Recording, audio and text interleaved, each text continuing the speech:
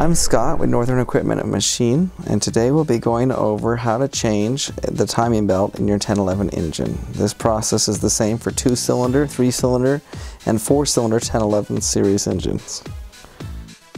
We'll start by removing the safety star that's in the front cover.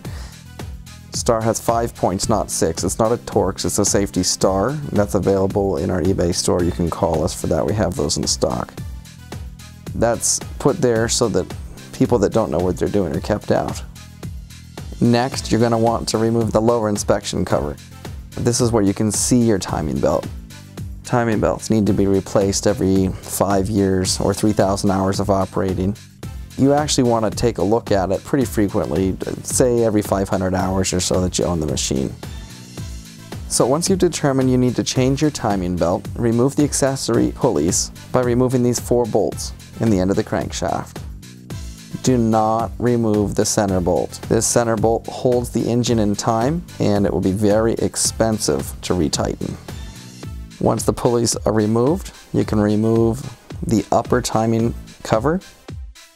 In the machine, that's tough, but you can spin it, drop it down, and it can be removed easily through the side. Once that's removed, you need to find top dead center on the cylinder closest to the timing cover. Keep in mind this could be cylinder 2, 3, or 4. Now this engine is numbered differently than American engines.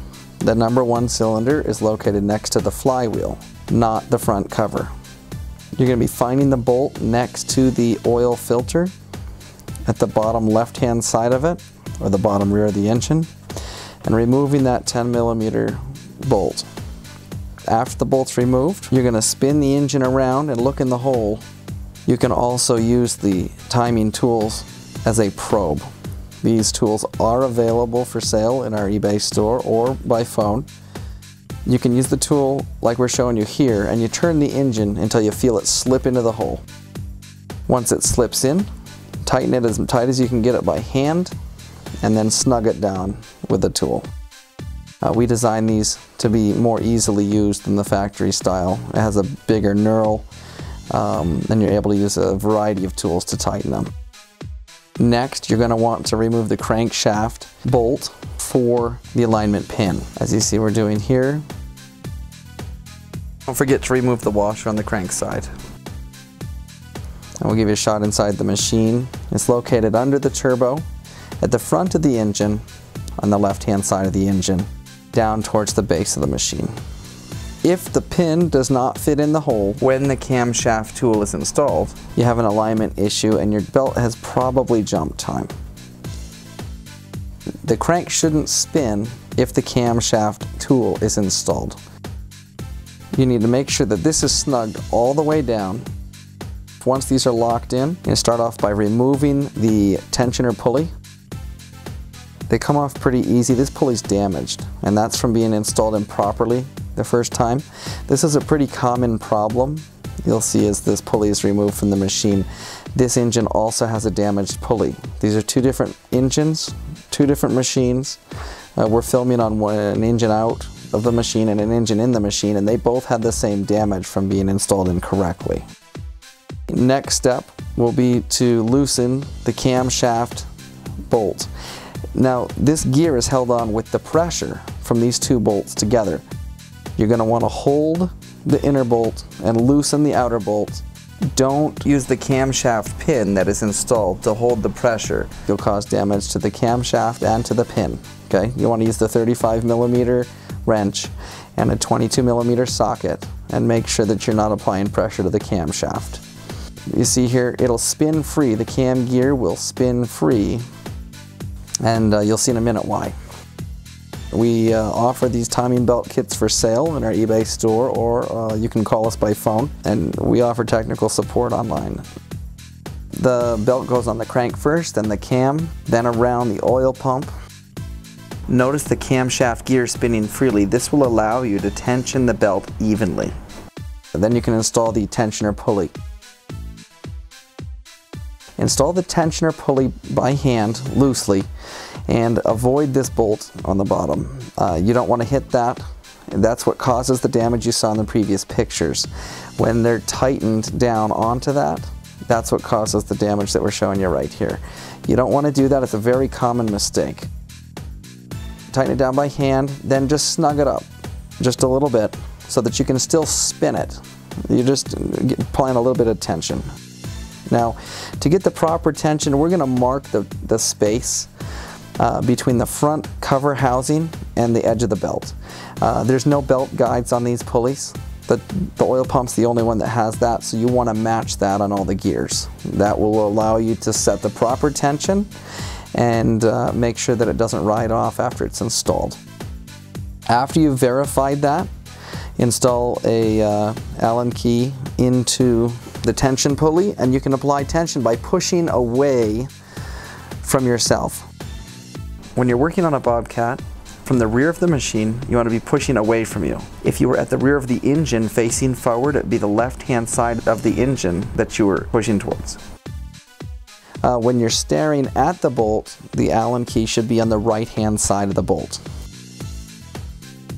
Now this is the tension gauge that you'll be using to set the proper tension, and you're going to want to be setting the tension at 3.5. Alright, belt tension in this engine is very important. If it's over tightened, you can snap the oil pump shaft, you can damage it, and if it's too loose, it'll jump time and you'll bend push rods. Previously I said you'd be out of time if the pin didn't fit and the cam pin was set and the crank didn't fit. This is what your push rods will look like if that's the case. You can do a spin test on them, roll them on a table, flat surface, or whatever works. Install the tension reading tool mid-span between the oil pump and the cam gear. As you apply tension, you'll notice that the gauge moves. And you're going to want to be setting the tension at 3.5. Once you reach the proper tension, you torque the center bolt to 33 foot-pounds. Now your tension is set, and you have to tighten the cam gear down. You're going to use your 35mm wrench again, 22mm socket, and torque it to 22 foot-pounds. Now the pressure from this is the only thing that holds the cam gear in time. Mark the two bolts in relation to each other. After you tighten it to 22 foot-pounds, you're going to turn it another 210 degrees. And you'll see us doing that here. Again, you're going to use the 35mm wrench to hold it, the 22mm socket to turn it. You're going to hold the nut in place and you're going to turn it 210 degrees. Now you can remove the cam and crank pins. You can remove the crank pin and then reinstall the cap and the washer. The seal washers are important. You'll have an oil leak if you don't replace the seal washers. Right here we're removing the camshaft pin. Once that's removed, you can replace that cap as well. Don't forget the seal washer.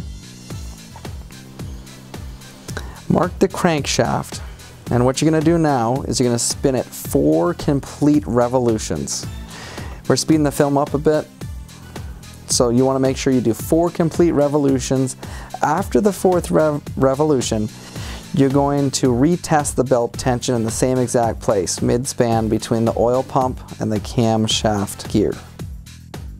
And it should be between 6.5 and 9.5 on the gauge. After that's done, you're going to replace the upper cover.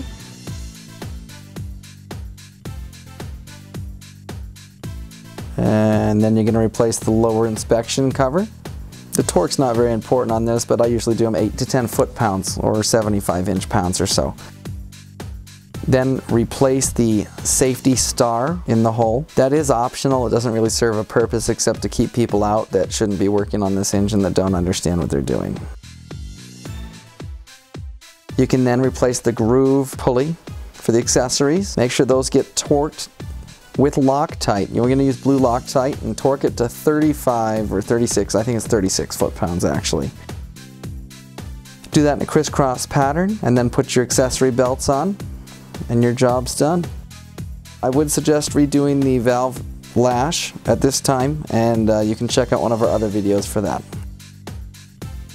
We appreciate your time watching this video, and we'd also appreciate your support purchasing any parts that you need for your engine rebuild or for your Deutz engine maintenance. We've made this available to the public for free and hope that you'll support us. Thanks again, and we appreciate your time. We are Northern Equipment and Machine, delivering quality, integrity, and service.